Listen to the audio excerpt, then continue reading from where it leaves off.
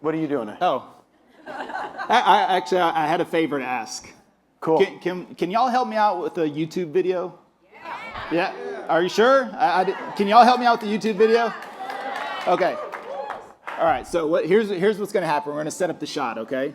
So you're going to be up here. You're going to do this really cool introduction. Say lots of nice things. All right. I'm going to be at the back of the room on this aisle, and then whenever you introduce me, they're going to cue the music. I'm going to walk down this aisle, and everyone's going to stand up and act like you're really excited to see me speak, right?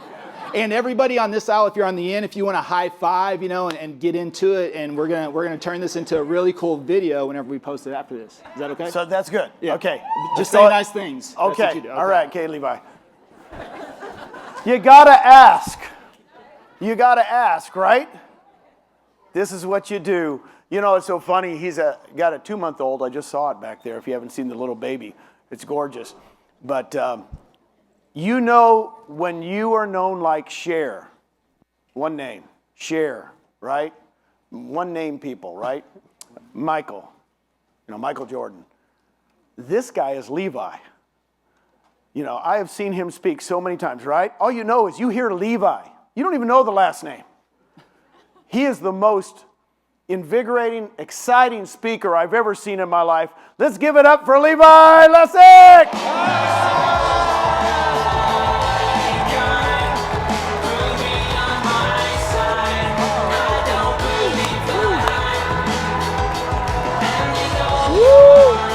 Rock it, baby, rock it.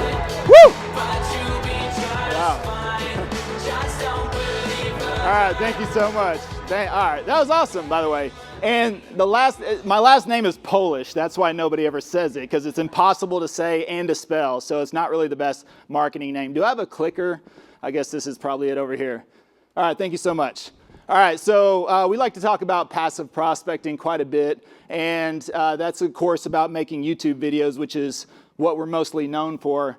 First, yes, got the family here. Cammie, I think, is over there, should be, with little Lucas, who's 2 months old. So if you see them around, feel free to say hi. Miss Penny didn't make the trip here, but she's around as well. So happy to have them here. This is his first conference. Last night I had him on a webinar, and when he was 1 week old, we took him to the Rangers game. So this guy's going to go through quite the experience, I'll tell you that. So hopefully he's not sleeping through his first presentation. All right. So, and I also want to give a shout out to my team, because they're absolutely amazing, and they allow me to do what I do on a daily basis. My business partner Travis, he's in the back over there, and Yaman, Chrissy, Alex is here doing a lot of the videography.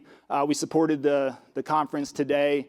We were asked to help out, and we said absolutely, happy to do that. So Nick, Carlos, Archie, Gwyneth, and there's so many more. We got a chance to take everybody to Cabo a couple of months ago. That was really cool. So we got to create these experiences, turn that into a little family trip there. It was nice. Anybody know Michael Reese? Say aye. All right, so funny thing is I've known this guy for 20 plus years. He actually got me into my sales career. We sold gym memberships together at Bally Total Fitness. I remember the weekend he met Jay Kinder and came into Bally's on a Monday, and he said, I'm getting into real estate. That was in 2002. And he introduced me to self-development, education. He took me to my very first Brian Tracy event. I'd never known anything like that existed. And I just had this $300 credit card. I remember I was dead broke, but I had this $300 credit card for emergencies. And I went to the back of the room and I bought every CD set I could. And luckily I had a Volkswagen Jetta with a 6-disc changer, in the trunk. And anybody have one of those, the 6-disc changer in the trunk? And all of Brian Tracy's programs were 6 CDs, so I could load them in my trunk, and I just listened to Brian Tracy for like the next 5 years. And it was funny because in 2002, when Michael got into real estate, he was trying to get me into real estate back then. And I was like, I don't really want to be a real estate agent. So he finally talked me into it in 2004, and but the funny thing was that he taught me sales, and Bally's was not a gym, it was a sales organization. But during that time, I learned a very simple framework for success that has served me now through 5 different industries, which is who's at the top, how did they get there, how can I model that, and how can I adjust it to fit my personality And then I add one little tweak, which is, can I do better than them? So all I do is I look at someone like Michael Reese, who's of course like #1 gym membership salesperson. And I said, hey, Mike, what did you do your first month, your first 6 months, your first year? Because right there, that immediately gives me my benchmark, because I know as good as he is, if I can do at least what he does, or can I actually do a little bit better? I just need that benchmark. I just need to know that somebody else has done that, and it makes it just that more possible, right? And I did end up beating Mike, by the way. So in the gym membership business.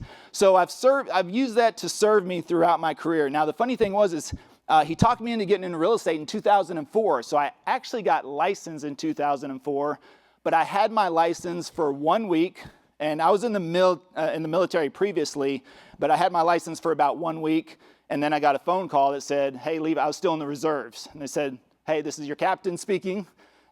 Instead of giving me the altitude, they said, hey, you leave in 4 days. You're getting deployed, report to Fort Hood. And guess what? You're going to be gone for 18 months. And that was it. So 12 months of that spent over in Iraq.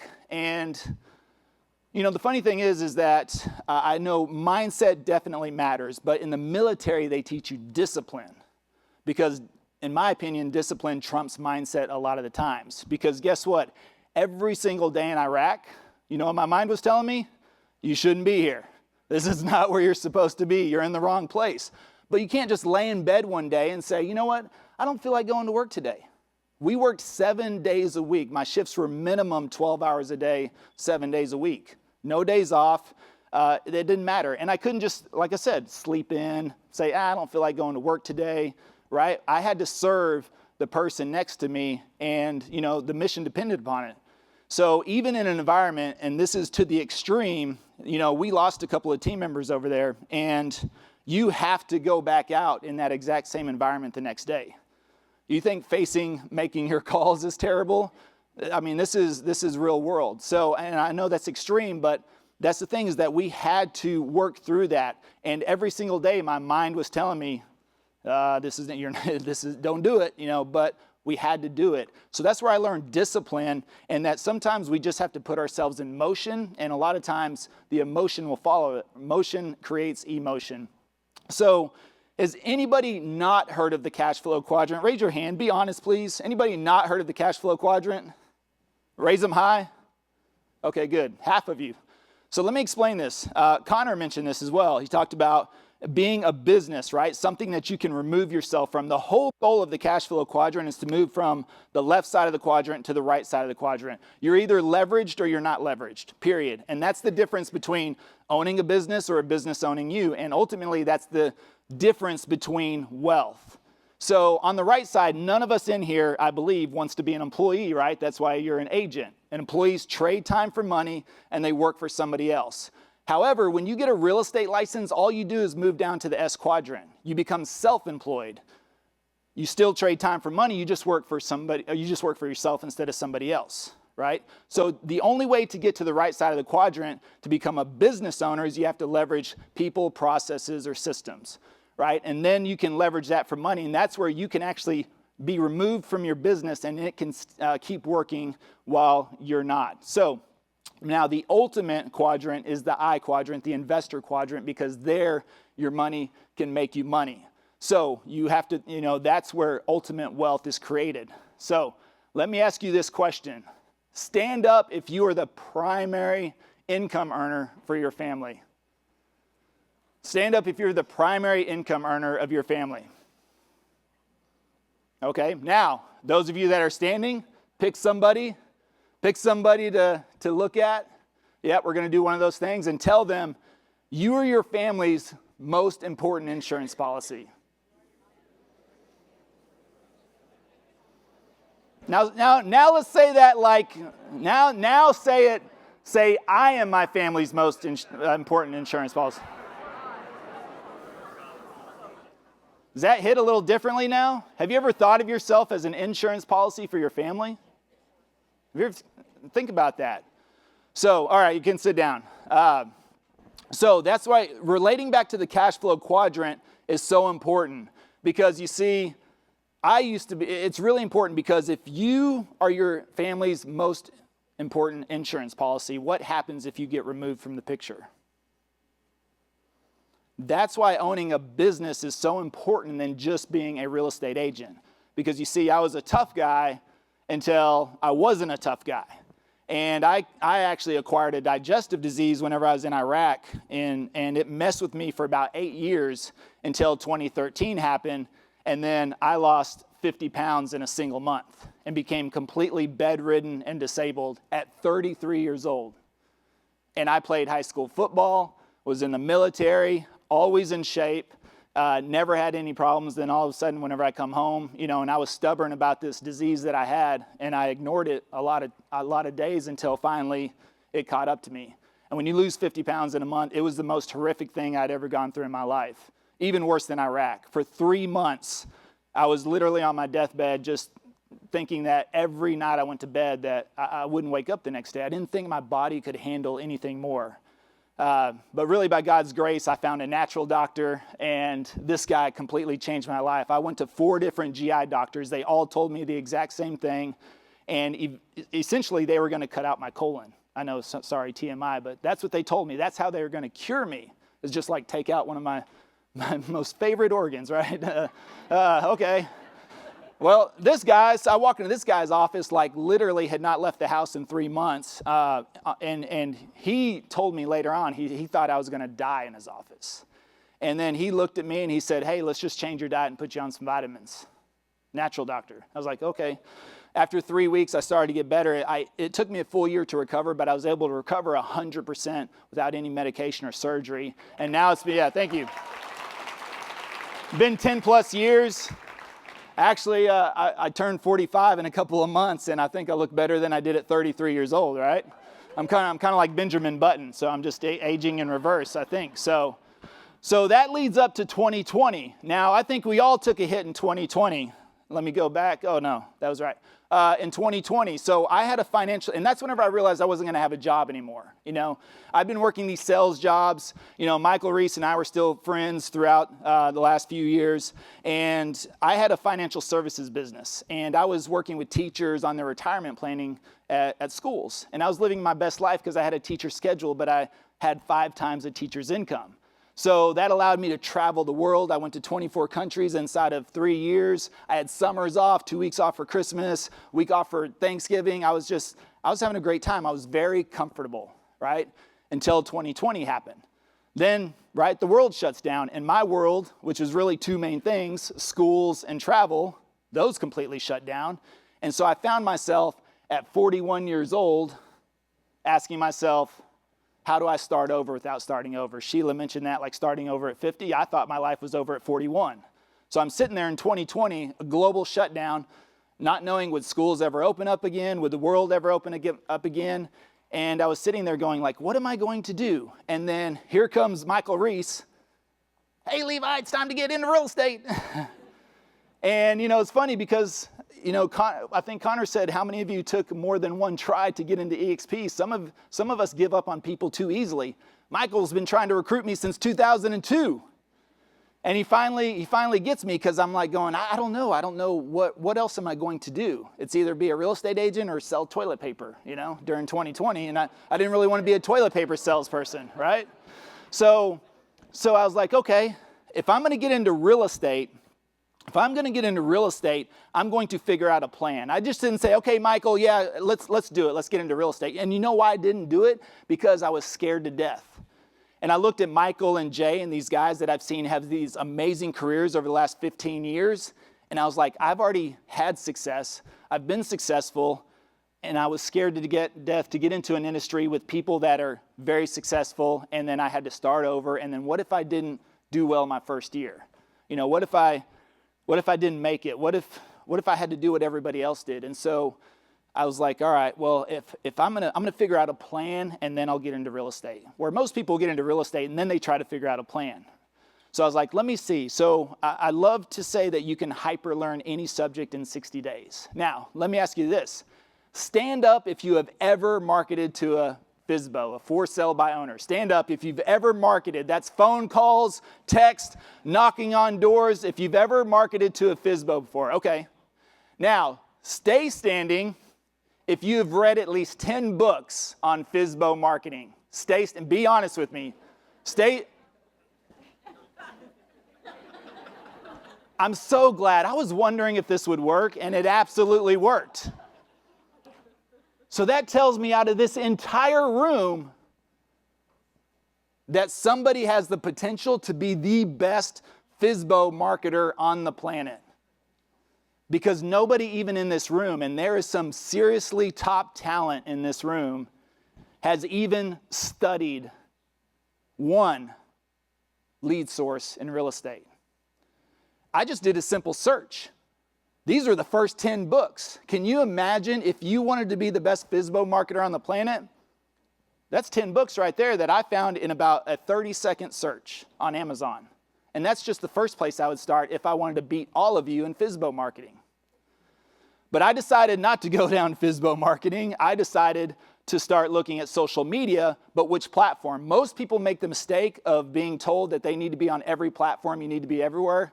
I knew that would be a mistake. I said, I'm going to pick one platform, go all in, because I don't want to start 5 platforms and end up putting 20% effort across 5 different platforms. So I'm going to choose one, but which one? Everybody told me TikTok and Instagram and Facebook in 2020, especially TikTok, because every agent woke up with like 10,000 followers, right? One video, and they woke up and they're like, oh, I got 10,000. So I was like, I don't know. It didn't really fit my personality. YouTube was actually my last choice. But what did I do? I went back to what I like to do, which is hyperlearn. But I needed to find the right subject. So I started buying YouTube marketing books and reading through theirs. This one paragraph, remember Gene at the beginning was asking, what are you looking to get out of this conference? Think about this. The only thing I'm ever looking to get out of anything is like just one thing. One thing could change everything. And out of this entire book, 200 pages, YouTube Secrets, this one paragraph. And Benji, the co-author, wrote in there that he had a real estate business in 2009 on YouTube and went from selling 10 homes a year, about to quit the business, to selling 100 homes a year in 2009 because of YouTube. That one paragraph out of a 200-page book said, oh, and all he did was answer questions, create videos about the market. And I was like, that's interesting. Then I picked up another book and it said, YouTube is a search engine, not a social media platform. And I said, oh, that makes even more sense. So just by going through all those, and I read about 6 or 7 other YouTube marketing books, but just out of those 2 books, those 2 little paragraphs is what changed everything for me.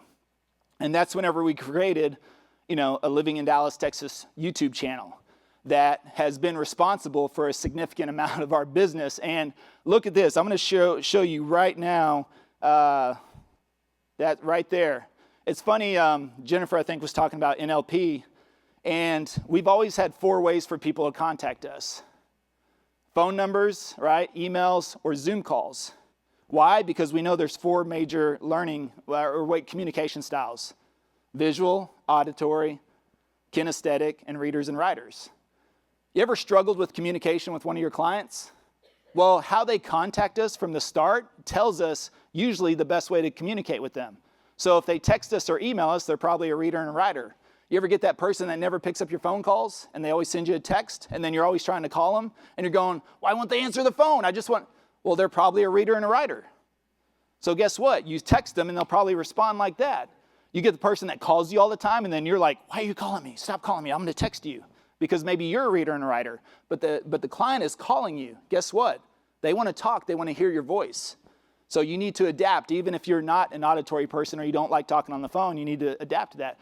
Kinesthetic, they book the Zoom calls, right? They want to see us, right? They're like Gene. They want to touch us through Zoom, right? Yeah, they want to get to know us. So, and what the funny thing is we get about 20, it's almost literally the same 25% across those 4 lead. I mean, it's 25%, 25%, 25%, the way the lead flow comes in. But I will tell you, Zoom calls are our highest converting way. So we know the people that book those Zoom calls are the highest opportunity for doing business. Now, here's the key component of YouTube. What I love the most is that YouTube does not take time. It actually makes you time. And not only does it make you time, it compounds your time. And this is what I started to realize as I created these videos, was that the channel has watched 104,600 hours in 1 year. You divide that by 24 hours in a day, that's equivalent to almost 12 years worth of prospecting. However, if you were to try to compete with me and make phone calls 2 hours a day for 5 days a week, it would take you 143 years to match 104,600 hours. So how many of you have 143 years? Okay. So if you're making, and look, nothing wrong with phone calls. I'm not going to demonize that. I'm just talking about efficiency sometimes and also a compound effect. That's why we've been able to do the amount of business we're doing. But also look at this. I took this screenshot yesterday. They let me throw it in here last minute. But even like right now, and this shows you at 10 a.m. I didn't know what time I was speaking. They don't tell me anything around here. No, I'm just kidding, Nicole. But I figured I might be on around 10 a.m. or something, and I took a screenshot of the channel yesterday, and 192 people are likely watching the channel right now. So that means while I'm on this stage with you, I'm actually prospecting to 192 people. So how many people are you prospecting to right now? 0? How many are you? Phil feels like the master right here. How many people are you prospecting to right now, Phil? Okay, all right. He doesn't count. All right. But anyways, so that's a good number, right, that I'm prospecting to right now. And what has that led to? Just from a YouTube channel with 0 marketing budget. This is organic YouTube. No ad spend. That's what we've been able to do. Didn't close 100 homes the first year, but we did $1 million in GCI the first year. That's pretty unheard of, because I asked Michael, I said, hey, Michael, what did Jay do his first year? And he said, well, Jay, it took him 5 years to hit $1 million. So Michael wanted to beat Jay Kinder, so he did $1 million in his third year in the business. So I was like, well, clearly I got to beat Michael Reese, right? That's what I got to do. But yeah, we did that, $1 million the first year. Second year, 2.8. Third year, this year we're pacing over right around 100 homes or so. Now, does it look like it's going down? Well, sure, market's kind of a different animal right now, but I'll tell you what, I'll take 100 homes this year from one lead source that I spent 0 on marketing, wouldn't you? Yeah, of course. And guess what? If interest rates come down 1 or 2%, guess what? That is going to blow up big time. We'll see that 2022 level again, I know from the channel. So we have a lot of that. And then if you want to age and attract, and I'm not sure, where's my clock at? Where is that clock at? Oh, okay, cool. And so if you want to age and attract, why not do the same thing? 2 separate channels, 2 separate audiences, and we created, a YouTube channel for passive prospecting, which attracts agents. And the funny thing about this is that I've never actually explained EXP to anybody. I've never explained it to them, because we attract agents by offering something that helps them with their production, that's going to help them grow their business. EXP just becomes icing on the cake. And guess what? When you teach somebody a very valuable skill, and then we say, hey, you want to join us at EXP? You know what they say? Sure, why not? You already helped me do everything else. Might as well. And at 0 brand, same as Travis. Travis started at the same time. And the funny thing is I actually met Travis at Michael Reese's house on a random day, right when we were both getting into real estate. So again, you never know, one person, one meeting, one encounter, one relationship, one conference, one book, all of that could absolutely change the whole trajectory of your life, right? And so creating this has led to, a good sized organization. But we just onboarded another 75 real quickly, and I'm going to share that with you if you'd like. But I can't teach you everything about YouTube today, all right? So, and you probably wouldn't buy a vehicle without looking under the hood, right?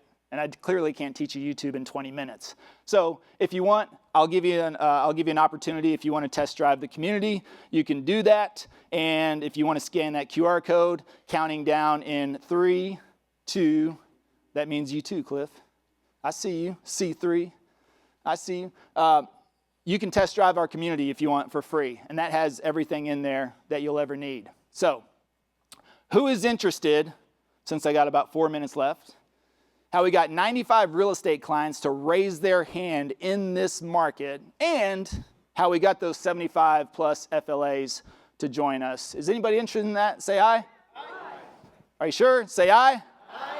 Okay. All right, so I'm going to give you something that you can walk away with right now. Because again, like I said, I can't teach you YouTube in 20 minutes, but that's what the community is for. My mic's going to go out? Okay. All right, so How many of you have a database of at least 3 years or older? Show of hands and say aye.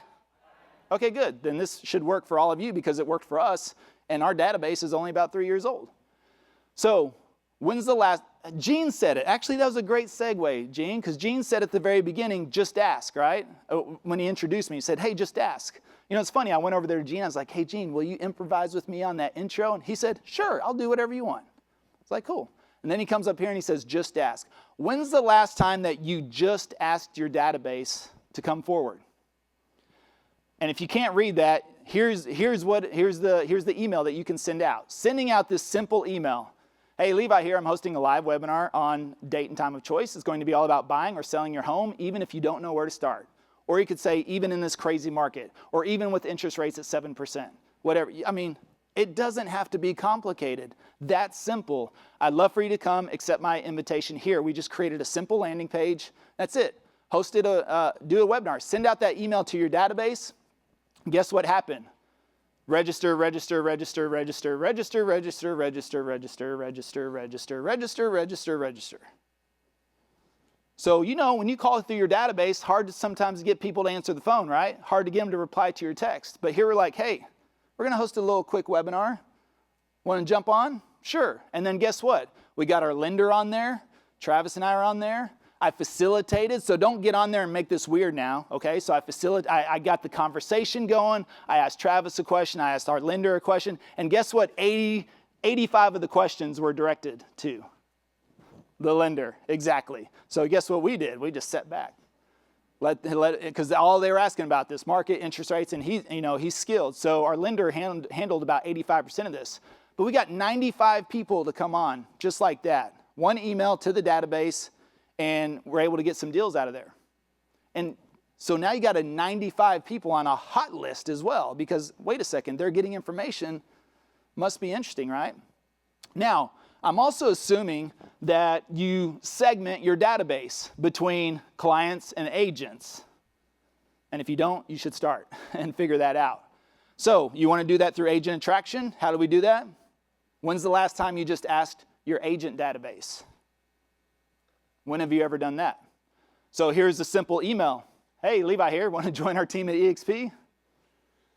Let's talk about your business and your goals by applying here. Hey, we'll also talk about it, attracting new leads, mastering closing techniques, receiving personalized coaching for myself and Travis, how to access all of our programs at no cost, and much more.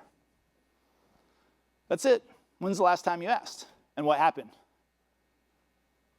Partner call, partner call, partner call, partner call, partner call, partner call, partner call, partner call, partner call. Like if I show you, like Travis just, it's taken, this is just like half of his calendar right there on the bottom half. 4 or 5 partner calls a day at the end of the day. Would anybody like to talk to 4 or 5 people a day that booked on your calendar wanting to talk to you about EXP? And again, never explained EXP because before they get on this call, guess what we send them? Please watch this video before jumping on our call. And so they never really ask us about, you know what their first question is when we get on calls with partners? So how does this work? How does the logistics, that's what we talk about. Like, what's the transition like? Like, how are you going to support me? How can you help me out? They don't say, hey, can you talk to me about stocks and rev share? And no, that's all just icing on the cake. And so that's what happens. So when's the last time you just asked your database? So again, why did I share with you all the setbacks I've had before? Because I just want to assure you, no matter what you're going through, it's quite possibly I've been through worse. But so whatever you're going through, look, I'm not going to discount that. But I do know Iraq was a mental setback. When you come home from that, it took me years to adjust, actually. But it's made me mentally stronger, and it's almost even hard to say that that was 20 years ago that I was in Iraq. I mean, that's almost unbelievable. I'm that guy now. I'm like, back in Nam, remember, back in Nam we were doing, so I'm that guy now. So, but going through that has made me mentally stronger because any time that I'm down on myself, I can say, well, I made it through that, right? Physical setback, I came back physically stronger, all right? Financial setback in 2020, I lost everything. My whole business just shut down and my income came to a screeching halt at 41 years old. And I'm sitting there going, okay, what's the next step? But now I've made more money in real estate than I ever did in financial services. And so, you know, there's not even a thought of going back to that. But ultimately, you know, all those setbacks, I mean, at least me, made me spiritually stronger, right?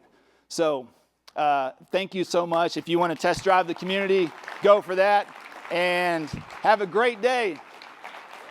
And stand up for the YouTube video. Now stand up and act. There you go. Stand up.